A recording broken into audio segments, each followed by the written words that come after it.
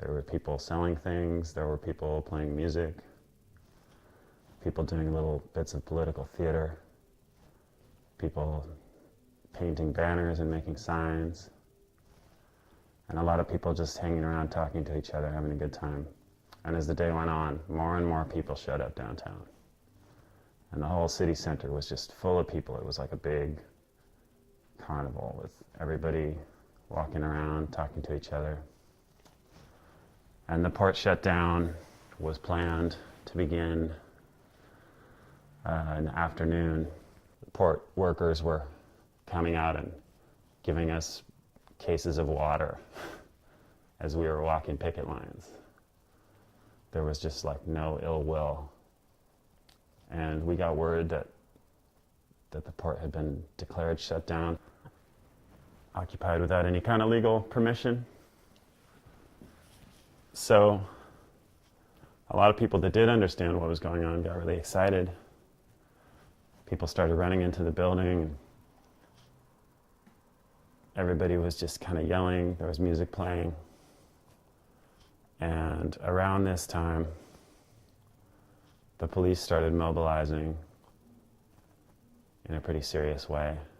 There were sort of several small armies of police that had been deployed in different locations around the plaza and the surrounding blocks. And they began to form police lines on a couple of different streets and start moving those lines in such a way as to isolate the block where the building takeover had happened. And as the police began to move their lines,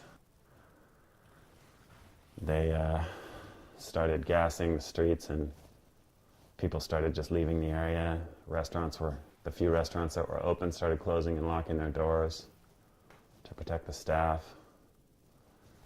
It was really a lawless atmosphere. You felt that the police were just going to basically attack anyone who was in the streets, and that's what they ended up doing. After the police had swept up the streets and arrested people in the occupied building, they then went into the plaza and started arresting people in the plaza too.